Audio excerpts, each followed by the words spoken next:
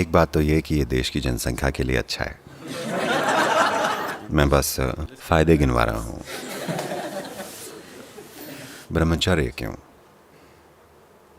पहले तो ब्रह्मचर्य है क्या? ब्रह्मन मतलब जो परम है या ईश्वर, चर्य मतलब मार्ग। जो परम के मार्ग पर है या जो ईश्वर के रास्ते पर है, एक ब्रह्मचारी है। जो ईश्वर के रास्ते पर है का मतलब है, देखिए, आखिरकार हर कोई आनंद की खोज में है ना? जाने या अनजाने में, हाँ या ना? हाँ, क्योंकि आपको आनंद नहीं मिला तो आपने सुख से काम चला लिया। सुख आनंद नहीं है। सुख बस आनंद की परछाई भर है। ये सुंदर है, लेकिन ये बहुत सीमित है।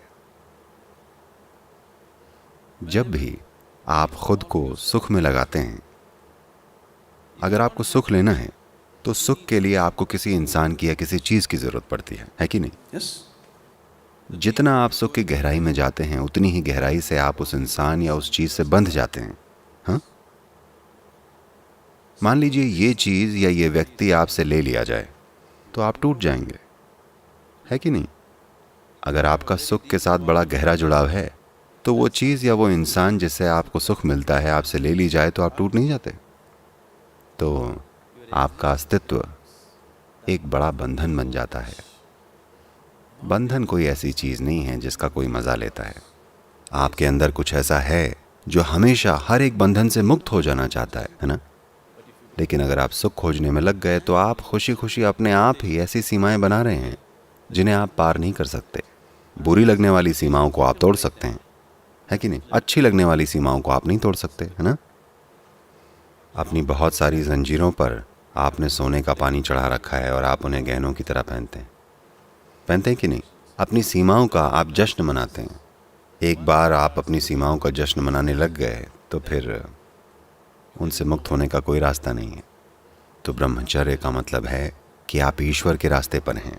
इसका मतलब है कि इस तरफ पहला कदम यह है कि आप अपने स्वभाव से ही प्रसन्न हैं।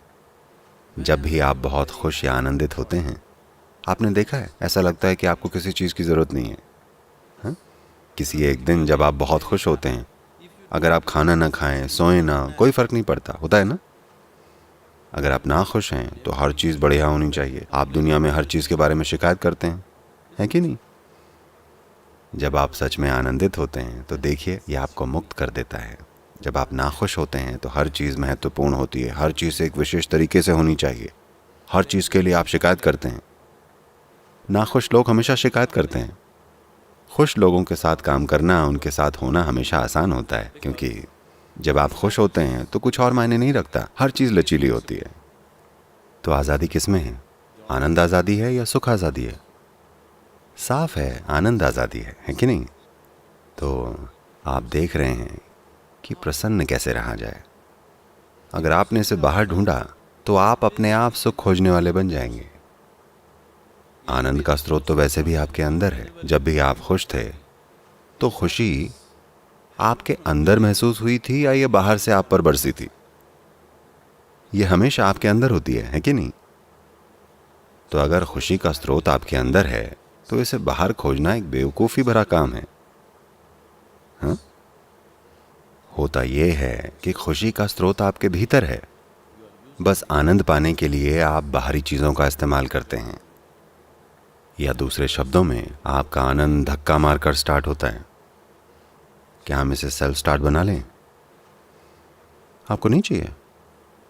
अगर आपने अपने आनंद को सेल्फ स्टार्ट बना लिया है तब आप एक ब्रह्मचारी हैं। अब आप ईश्वर के रास्ते पर हैं। आप अपने स्वभाव से ही आनंदित हैं। क्या यहाँ के सारे ब्रह्मचारी ऐसे बन गए हैं? हो सकता है नहीं, लेकिन इरादा यही है। वो इस तरफ काम कर रहे हैं। इस तरफ काम करने के लिए आपको एक स्थान और समय चाहिए होता है, आपका अपना, जिसमें आपको अपने जीवन में दूसरी चीज़ें हैंडल न करनी पड़ें। इसलिए उन्होंने जीवन जीने का एक ख़ास तरीका चुना है। अभी कल हम लोग ऊपर पहाड़ पर गए थे। सिर्फ अपने शरीर का भार लेकर ऊपर चढ़ने में आप में से कई लोगों के पैर कांपने लगे थे, है कि नहीं? मान लीजिए आप अपने कंधे पर 4 लोगों को बैठाकर ऊपर चढ़ना चाहते हैं। आप में से कितने लोग ऊपर पहुंच पाएंगे? आप में से ज्यादातर नहीं पहुंच पाएंगे, है कि नहीं? इसीलिए ब्रह्मचर्य। आप समझे? आप बहुत ऊंची चोटी पर चढ़ने की तैयारी कर रहे हैं। अगर आपके पास 10 लोगों को कंधे पर लेकर चढ़ने की ताकत होती तो ये शानदार बात होती, लेकिन ऐसे लोग हमें बहुत कम ही मिलते हैं। अकेले चलना बेहतर होता है, इसलिए वो अकेले चलते हैं। अभी आपकी समस्या ये है कि जब तक आप 14 के हुए, आपकी बुद्धि हार्मोन्स ने हर ली, इतनी ज़्यादा कि आप समझ ही नहीं पाते या ये मान ही नहीं पाते कि इनसे मुक्त कैसे होना है। कोई यहाँ बस बैठे बैठे खुश रह सकता है। उन्हें शादी करने की ज़रूरत नहीं है, उन्हें आदमी या औरत के पीछे भागने की ज़रूरत नहीं है, उन्हें ऐसा या वैसा करने की ज़रूरत नहीं है। वो बस जीवन में साधारण चीज़ें करके खुश हैं, आपसे ज़्यादा आनंदित हैं, आपसे ज़्यादा तीव्र हैं। तो क्या इसका मतलब है कि आप सबको ब्रह्मचारी बन जाना चाहिए? नहीं, आप सभी को अंदर से ब्रह्मचारी बनना चाहिए। In terms of lifestyle, not necessarily. Brahmacharya does not mean just celibacy. जीवन शैली के मामले में वो जरूरी नहीं है। ब्रह्मचर्य का मतलब सिर्फ कुंवारा रहना नहीं है, ठीक है? ब्रह्मचारी बनने के लिए ये बहुत सारे पहलुओं में से बस एक है जिसे मदद के लिए लिया गया है। ब्रह्मचर्य यानी आप दिव्य के रास्ते पर चल रहे हैं, मतलब आप अपने स्वभाव से ही परमानंदित हैं। आप शादीशुदा होकर भी ब्रह्मचारी हो सकते हैं, ये संभव है, क्योंकि आप अपने स्वभाव से ही आनंदित हैं। आप अपने पति या पत्नी से आनंद निचोड़ने की कोशिश नहीं कर रहे हैं, आप अपने स्वभाव से ही आनंदित हैं। ये ऐसे ही होना चाहिए। पूरे संसार को ब्रह्मचारी होना चाहिए, है कि नहीं? हर किसी को अपने स्वभाव से आनंदित रहना चाहिए। अगर 2 लोग मिलते हैं तो ये खुशी बांटने के लिए होना चाहिए, ना कि एक दूसरे से खुशी ऐंठने के लिए, है कि नहीं? तो जिन्होंने ये फैसला लिया है कि उन्हें किसी दूसरे से खुशी नहीं ऐंठनी है, बल्कि उन्हें अपने ही भीतर की खुशी का स्रोत पाना है, उन्होंने ब्रह्मचर्य ले लिया है। और एक खास व्यवस्था क्यों बनाई गई है? उन्हें सिर्फ उनके आत्मज्ञान के लिए नहीं अपनाया गया है। अगर ये सिर्फ उनके आत्मज्ञान की बात होती तो हम कितने ही दूसरे तरीकों से ऐसा कर सकते थे। आप में से कितनों ने आम खाया है? आपने आम खाया? हाँ, आपने आम खाया? नहीं? आप में से कितनों ने आम का पेड़ लगाया है? देखा, केवल 10 लोगों ने आम का पेड़ लगाया है, पर आम खाया सबने है।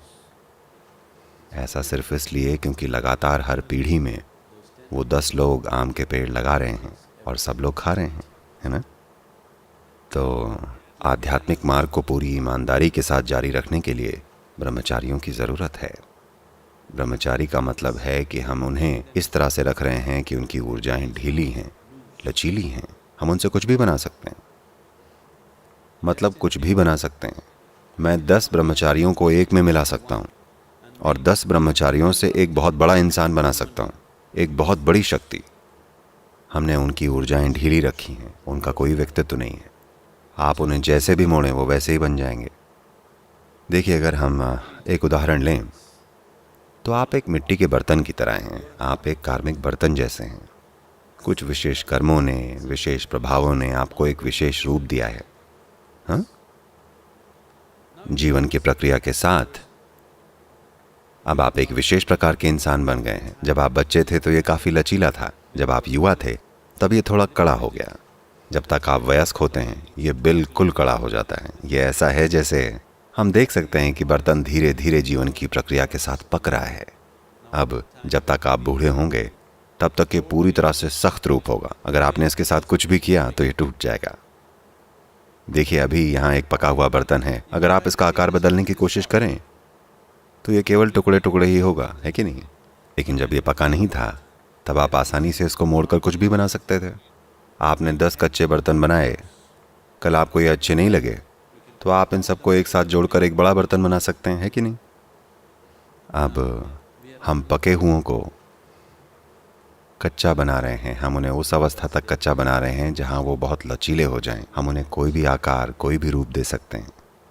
तो ब्रह्मचारी उस तरफ काम कर रहे हैं। ये एक बहुत बड़ी साधना है, ये वैसा नहीं है। जानते हैं, जैसे दुनिया के दूसरे सिस्टम कर रहे हैं कि वो बस शादी न करने की कसम खा लेते हैं। ये वैसा नहीं है। वो अपनी ऊर्जाओं के साथ क्या करते हैं उसका पूरा का पूरा एक सिस्टम है। अंदरूनी तौर पर बहुत बड़ा काम किया जा रहा है। ये इसका बहुत छोटा हिस्सा है। जो आपको दिख रहा है कि उन्होंने शादी नहीं की, ये इसका बहुत छोटा हिस्सा है। बाकी का बहुत अंदरूनी है। और ऐसे लोग जो दूसरों की भलाई के लिए खुद को समर्पित करना चाहते हैं, उनकी समाज में ज़रूरत है। किसी भी समय, किसी भी समाज में दूसरों की भलाई सोचने वाला अगर कोई भी नहीं है तो वह समाज निश्चित ही बर्बादी की तरफ बढ़ रहा है। पक्का। अभी इस समाज के साथ यही चीज़ हुई है। बहुत कम लोग हैं जो दूसरों की भलाई के बारे में सोच रहे हैं। बाकी सब मेरा क्या, मेरा क्या, मेरा क्या। अगर कुछ प्रतिशत लोग अपनी भलाई से परे सोच रहे हैं, सिर्फ तभी समाज संतुलित और स्थिर रहेगा। नहीं तो समाज बस बर्बाद होता चला जाएगा। क्या यह महत्वपूर्ण नहीं है कि कुछ लोग हैं जो अपनी भलाई, अपने जीवन के बारे में नहीं सोचते हैं? वो देखते हैं कि ये सब दूसरों के लिए कैसे संभव हो। तो आध्यात्मिकता की प्राचीन शुद्धता बनाए रखने के लिए और इसे पीढ़ी दर पीढ़ी प्रसारित करने के लिए ब्रह्मचारी भविष्य के लिए एक निवेश हैं। एक छोटे मूल समूह की ज़रूरत है। सबको ये करने की ज़रूरत नहीं है और न ही हम सबको लेंगे। हर साल ब्रह्मचर्य के सैकड़ों आवेदन आते हैं।